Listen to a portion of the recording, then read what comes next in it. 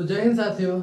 आपके सामने आज एक बहुत ही प्यारा डिलीशियस टॉपिक है और यह टॉपिक मेरे दोस्तों एंशिएंट हिस्ट्री का है। मतलब यह जो टॉपिक है, आज का जो हमारा पढ़ने वाला बिंदु है वह प्राचीन इतिहास से संबंधित है। और प्राचीन इतिहास के अंतर्गत आज हम लोग एक बहुत ही साहसी और चर्चित वंश के बारे में समझेंगे, पढ़ेंगे, समझेंगे। Everything I will discuss with you about that great empire. My dear friends, the great empire named as Maurya dynasty. I hope you knew that the Maurya dynasty is the most powerful dynasty in the world at a time. We will discuss everything related to Chandragupta Maurya, that when it was established, who established, what was the date.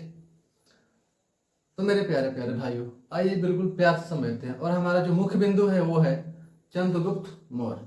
तो शुरुआत करते हैं बिना किसी लाम लपेट का। एक भाई ने, जब हम लाइव थे तो उन्होंने कमेंट किया था कि भाई एक बार चंद्रगुप्त मौर्य के बारे में वीडियो बनाइए। तो जो फैक्ट था वो मैंने लिख रखा है ताकि आपको आसानी से समझाया जा सके। ठीक है, सबसे पहले किसी भी चीज़ को सोचने का तरीका ये होता है कि शुरुआत किसी सोच से करें। ऐसा क्या चीज़ सोचना शुरू करें कि आगे की चीज़ें एक पैटर्न में आती रहें और आपके माइंड में उसके लिए फ्लो बन जाए, कहीं भी उसका आंसर आप दे पाओ, एक स्पेशल क्या बोलते हैं स्पीकर की तरह। चलिए समझते हैं।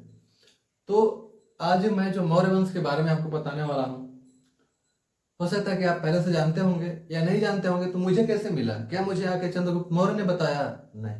तो मुझे जिससे मिला है, जहाँ से मिला है, उसको कहते हैं स्रोत, रिसोर्स। तो जानना यह है कि चंद्रगुप्त मौर्य का जो इतिहास है या मौर्य काल का जो इतिहास है उसके स्रोत हमें कहाँ कहाँ से मिलते हैं। तो दोस्तों, स्रोत हमें कई जगहों से मिलते हैं। कुछ लिखित किताबों में से अलग अलग लेखकों ने अपने अपने बुक में मौर्य वंश का चर्चा किया, जबकि कुछ शिलालेखों में, स्तंभों में हमको मौर्य वंश की जानकारी मिलती है। तो चलिए शुरुआत करते हैं। ठीक, ध्यान समझिएगा। ये जो डायनेस्टी था मौर्य काल, जो मौर्य डायनेस्टी था, इसका जो टाइम पीरियड है मेरे भाई 322 BC टू 185 BC। मौर्य काल का जो विस्तार है मेरे भाई 322 ईसा पूर्व से लेकर के 185 ईसा पूर्व तक है। मुझे उम्मीद है कि आप ईसा पूर्व और ईस्वी जानते हैं। देखो, ईस्वी को बोलते हैं एडी। अभी जो सन चल रहा है 2026-27 एज ऑन, इसमें हम लगाते हैं लास्ट में एडी और हिंदी में बोलते हैं ईस्वी। लेकिन जो सन एक से पहले का समय है, time period before the Yeshu birth, जब ईसा मसीह का जन्म हुआ था सन 1 में, तो उससे पहले की अवधि को हम लोग बोलते हैं ईसा पूर्व और इंग्लिश में बोलते हैं BC, before Christ era. AD मतलब anno domini, stand for anno domini. तो एडी और BC आप समझ गए। चलिए समझते हैं। तो दोस्तों, चंद्रगुप्त मौर्य ने मौर्य वंश की स्थापना 322 ईसा पूर्व, ईसा मसीह के जन्म से 322 साल पहले किया था। अब हम जानते हैं कि इस बात का स्रोत हमें कहाँ कहाँ से मिलता है। तो दोस्तों यहाँ देखिए, स्रोत कहाँ से मिल रहा है आपको। तो एक बुक है इंडिका। दोस्तों, this book is written by Megasthenes. Megasthenes नाम के एक भ्रमणकर्ता थे, जिन्होंने, या दार्शनिक है आप बोल सकते हो, उन्होंने एक बुक लिखा था इंडिका, जिसमें उन्होंने मौर्य डायनेस्टी का खूब भर भर के जिक्र किया है, चर्चा किया। तो एक स्रोत तो ये हो गया। दूसरा, अर्थशास्त्र। अर्थशास्त्र पुस्तक के जो लेखक हैं हमारे देश के बहुत ही प्रखर विद्वान कौटिल्य पंडित थे, जिन्होंने अर्थशास्त्र नामक पुस्तक लिखी। इसमें किसी भी देश का शासन प्रशासन कैसे चलाया जाए, इन सब के बारे में भी अच्छी अच्छी बातें दी गई रहती हैं। साथ ही उन्होंने इसमें मौर्यकालीन प्रशासन की चर्चा भी की तथा चंद्रगुप्त मौर्य के बारे में भी बताया। तो दो स्रोत हो गए मेरे भाई। तीसरा, मुद्रा राक्षस नाम की पुस्तक में भी मौर्यकालीन गाथाओं का वर्णन किया गया है। अब मुद्रा राक्षस जो बुक है, इसे लिखने वाले हैं विशाखा दत्त। आप समझ गए। आप इस पूरे लेक्चर में बहुत सारे इंपॉर्टेंट MCQ भी आपके माइंड में छपने वाले हैं। दोस्तों, whatever I am going to share with you will print in your mind exact। ठीक, स्रोत आपने समझ लिया। अब आगे समझते हैं कि मौर्य वंश की स्थापना 322 BC, 322 ईसा पूर्व में हुआ था। कैसे हुआ था? घनानंद को पराजित करके। दोस्तों, घनानंद जो था एक शासक था और यह नंद वंश का अंतिम शासक था। एक बार इससे, और ये जो थे अर्थशास्त्र के लेखक चाणक्य, देखो दोस्तों, चाणक्य, कौटिल्य और विष्णुगुप्त, ये तीनों नाम एक ही व्यक्ति के हैं। तो माइंड में सेट कर लीजिए, मैं कोई भी नाम कभी बोल सकता हूँ, specially I will use Chanakya. ये चाणक्य थे इस बुक को लिखने वाले। दोस्तों, ये गुरु थे चंद्रगुप्त मौर्य के। एक बार चाणक्य का भरे दरबार में घनानंद ने उपहास उड़ा दिया था। मजाक बना दिया था। तब उस समय उन्होंने कहा था चाणक्य ने कि बेटे मैं जब चाहूँ तब तुम्हारे जैसे कितने राजों को पैदा कर सकता हूँ। इस बात को उसने हंसी मजाक में लिया, लेकिन समय बीतता गया और चाणक्य ने एक बहुत ही अच्छे लड़के को ढूंढकर, एक अच्छे युवक को ढूंढ करके उसमें अपना पूरा जीवन समर्पण कर दिया। अस्त्र शस्त्र विद्या सारी चीजें उनको सिखाई और एक क्या बोलते हैं कि और एक प्रतापी राजा के सारे गुण विकसित किए चाणक्य ने चंद्रगुप्त मौर्य के अंदर। और एक दिन वो समय आ गया जब इसी घनानंद से चंद्रगुप्त मौर्य का युद्ध हो गया और चंद्रगुप्त मौर्य ने घनानंद को बुरी तरह हराया। और इस तरह से चंद्रगुप्त मौर्य ने अपने गुरु के पश्चाताप का बदला भी लिया। साथ ही साथ उस घनानंद के मारे जाने के बाद अपना वंश शुरुआत कर दिया था। और वो टाइम था मेरे भाई 322 BC, 322 BC, before Christ year. इतना क्लियर। तो घनानंद को पराजित करके चंद्रगुप्त मौर्य ने मौर्य वंश की स्थापना की थी, जिसमें चाणक्य की मुख्य भूमिका रहा। चाणक्य देखिए आप बात समझ रहे, ठीक है मेरे भाई, आगे समझते हैं। चाणक्य जो थे चंद्रगुप्त के गुरु थे, ठीक। अन्य शासक मौर्य वंश में कौन कौन हुए? तो चंद्रगुप्त मौर्य का जो लड़का था उसका नाम था बिंदुसार। यह उतना खास नहीं था जितना चंद्रगुप्त मौर्य थे। समझ रहे बात? अब इसके बाद जो तीसरी पीढ़ी थी उनका नाम था क्या? अशोक। अशोक जो था बिंदुसार का लड़का था और बिंदुसार जो है चंद्रगुप्त का लड़का था। तो इन तीनों शासकों में जो सबसे प्रतापी शासक हुए उनका नाम था अशोक, जिन्हें आप लोग आज सम्राट अशोक के नाम से जानते हैं। Nowadays he is known as सम्राट अशोक, एम्परर अशोक। ठीक है दोस्तों, इन तीनों शासकों ने दादा बेटा और पुत्र कौन कौन? चंद्रगुप्त मौर्य, उसके बाद बिंदुसार और अशोक ने लगभग 137 साल तक भारत पर शासन किया। दोस्तों प्राचीन इतिहास में वो पहला शासक चंद्रगुप्त मौर्य था जिन्होंने यह कल्पना की थी कि हमारा भारत अखंड भारत होगा। और अखंड भारत करने के डगर पे वो आगे भी बढ़ चुके थे और उन्होंने बहुत सारे क्षेत्रों को भारत में मिलाया था। जैसे आप लोग का नाम सुने हो अफगानिस्तान पश्चिमी क्षेत्र में, तो उस समय भारत का हिस्सा उन्होंने बना दिया था। आगे समझते हैं। देखिए अब समझते हैं मेरे भाई कुछ important fact which is related to Maurya dynasty. साम्राज्य विस्तार। तो साम्राज्य विस्तार में इन्होंने क्या किया था? हालांकि इन्होंने कई युद्ध लड़े हैं और सब में लगभग जीता भी है। उनमें से मैंने 2 प्रमुख उठा लिए, ठीक है, क्योंकि हम लोग का जो मेन टॉपिक है क्या है? चंद्रगुप्त मौर्य और मौर्य डायनेस्टी। तो ये पार्ट 1 है मेरे भाई, ये पार्ट 1 चल। पार्ट 2 में हम लोग समझेंगे बिंदुसार के बारे में और पार्ट 3 में अशोक के बारे में।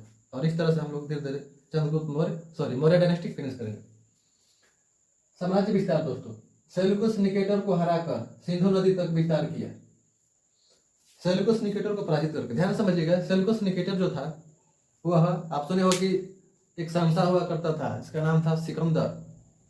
तो सिकंदर का ही सेनापति था सेल्यूकस निकेटर।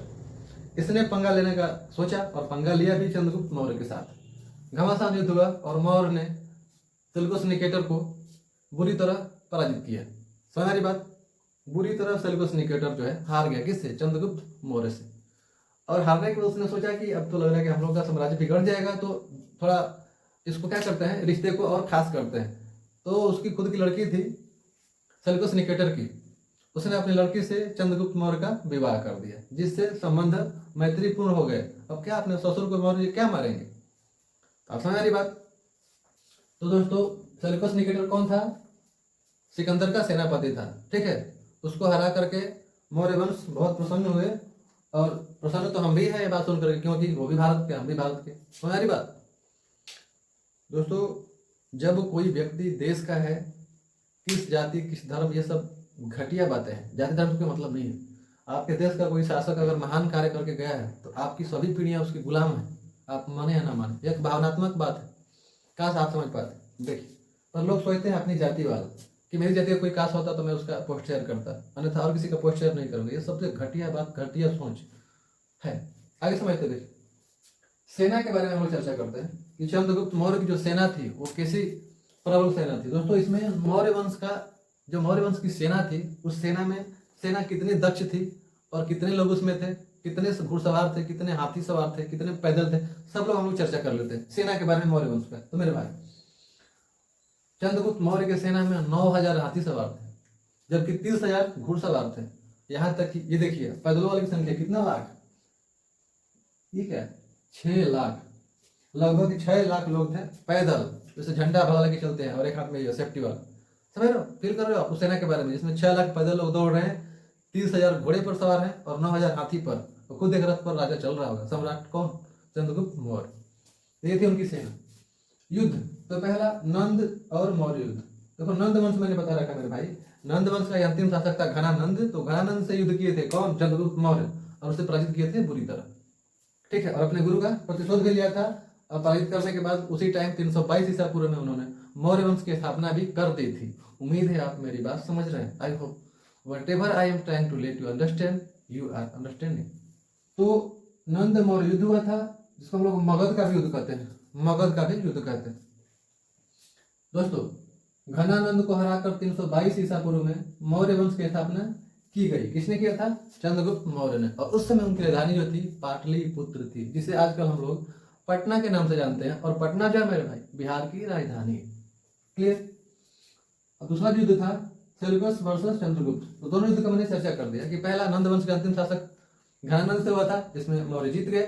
दूसरा क्या बोलते हैं, वो जो था सिकंदर का सेनापति सेल्यूकस निकेटर के साथ युद्ध हुआ, इसमें भी हमारे मौर्य वंश के जो शासक थे चंद्रगुप्त मौर्य वही विजेता रहे। तो दोनों युद्ध समझ गए। सेल्यूकस कौन था, सिकंदर का सेनापति। इसको हराकर अफगानिस्तान तथा बलूचिस्तान को अखंड भारत का हिस्सा बना दिया। किसने, चंद्रगुप्त मौर्य ने। तो मैंने बताया था ना कि चंद्रगुप्त मौर्य ने अखंड भारत की कल्पना की थी। सिर्फ कल्पना ही नहीं की थी, not only he imagine but something did for it. I can not say that something most thing he did for it. उन्होंने बहुत सारी चीजें की, आप देख ही रहे हो। अफगानिस्तान तथा बलूचिस्तान का अखंड भारत में विलय कर दिया। और आज ये सब अलग अलग है। वो तो सरदार वल्लभ भाई पटेल की देन है कि आज इतना बड़ा हिस्सा भी 28 राज्यों का संघ भारत बचा हुआ है, अन्यथा हमको बिहार में वीजा लेके जाना पड़ता, बिहार विदेश होता। अब अगला टर्म समझते हैं मेरे भाई, इनका खुद का बायोग्राफी जानते हैं, ठीक है। इनका जीवन, जन्म कब हुआ, मृत्यु कब हुई, माता पिता कौन थे, ये भी चीज समझ लेते हैं। क्योंकि मैंने बोला था कि वीडियो डिलीशियस है मेरे भाई, तो सारी additional knowledge related to Chandragupta Maurya I will provide you in this video. दोस्तों इनकी माता जी का नाम था धर्मा देवी, ठीक है। उनका एक और नाम मिलता है मूरा, तो मैंने दोनों नाम लिख रखा है, धर्मा देवी और मूरा। पिताजी का नाम था सर्वार्थ सिद्धि, सर्वार्थ सिद्धि दोस्तों। और इनका जन्म हुआ था 345 ईसा पूर्व में। 345 बीसी में जन्म, 322 बीसी में मौर्य वंश की स्थापना। किसको हरा करके, घनानंद को। किस शासक, कौन से शासन से, नंद वंश से संबंधित था, ठीक है। दोस्तों जन्म कहाँ हुआ था, तो जहाँ के हम हैं वहीं पे जन्म उनका भी था। तो मेरे लिए तो और बड़ी गर्व की बात है, पता नहीं आपके लिए होगा कि नहीं। गोरखपुर, चौरा चौरी, गोरखपुर उत्तर प्रदेश, ठीक है। अब आप जान चुके हो कि मैं कहाँ से हूँ तो यहीं पे इस वीर का जन्म हुआ था, जिसे हम लोग चंद्रगुप्त मौर्य के नाम से जानते थे। दोस्तों इनकी पत्नियां 2 थे, दोनों का जिक्र हम लोग को सुनने को मिलता है। एक का नाम देखिए, एक पत्नी का नाम था दुर्धरा, जबकि दूसरे का नाम था हेलेना। दुर्धरा और हेलेना, इनकी 2 पत्नियां। इनकी मृत्यु दोस्तों अंततोगत्वा 298 बीसी, लगभग 47-48 वर्ष की उम्र में इनकी मृत्यु हो गई थी। अर्थात इन्होंने धरती पर 47-48 वर्ष की आयु तक अपना समय व्यतीत किया, जिसमें बहुत अच्छे काम किए, ठीक है। जन्म देखिए 345 बीसी, मृत्यु 298 बीसी, स्थापना 322 बीसी, याद रहेगा। पतन, what was the reason behind it that the Maurya dynasty got destroyed?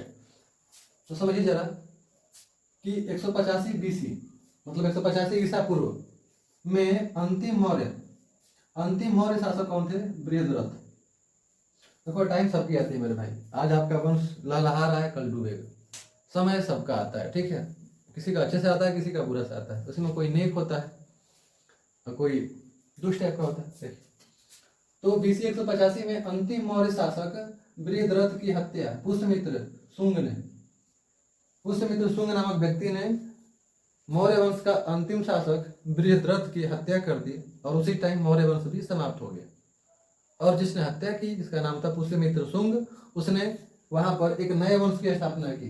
देखो बिल्कुल वैसे ही जैसे नंद वंश के अंतिम शासक घनानंद को मार करके चंद्रगुप्त मौर्य ने मौर्य वंश की स्थापना की, वैसे ही मौर्य वंश के अंतिम शासक बृहद्रथ को पुष्यमित्र शुंग ने मार करके शुंग वंश की स्थापना कर दी। शुंग वंश की स्थापना कर दी। ठीक है, उम्मीद है कि आज हम लोग चंद्रगुप्त मौर्य के बारे में और मौर्य काल के बारे में कुछ तो चीज जरूरी सीखें। ठीक दोस्तों, अशोक जो चंद्रगुप्त मौर्य के तीसरी पीढ़ी के इंसान थे, तीसरी पीढ़ी के आदमी थे, मतलब उनके नाती लगते थे। तो अगर हम चर्चा करें बिंदुसार में, अशोक में और चंद्रगुप्त मौर्य में, तो उन तीनों में से जो सबसे प्रतापी सम्राट हुए उनका जिक्र होता है, वो है अशोक। ठीक है, अशोक ने बहुत सारे अभिलेख भी लिखे, उनके बहुत सारे शिलालेख भी हैं। कुल टोटल 33 उनके अभिलेख हैं, जबकि उसमें से 13 शिलालेख भी हैं। तो दोस्तों, शिलालेख अभिलेख भी क्या था, एक स्रोत था जिसके तहत हमको मौर्य काल की जानकारी प्राप्त होती है। इसके अलावा बहुत सारी चीजें, विशाखादत्त की लिखित मुद्रा राक्षस, और भी आपने देखा था इंडिका मेगास्थनीज की लिखी हुई, और ये विष्णुगुप्त की लिखी हुई है, चाणक्य की लिखी हुई अर्थशास्त्र। तो ये सारे स्रोत थे जिसके थ्रू हमको चंद्रगुप्त मौर्य के बारे में जानकारी मिलती है, मौर्य वंश की जानकारी मिलती है। उम्मीद है कि मैंने लगभग सब कुछ क्लियर कर दिया। मिलते हैं कुछ ऐसे ही अलग टॉपिक के साथ। हालांकि इसका सेकंड पार्ट भी आएगा मेरे भाई, जिसमें हम लोग स्पेशली अशोक की वीडियो रहेगी। ठीक है, सम्राट अशोक की, क्योंकि बिंदुसार उतना कुछ खास थे नहीं। ठीक है, मिलते हैं अगले वीडियो में, तब तक के लिए जय हिंद।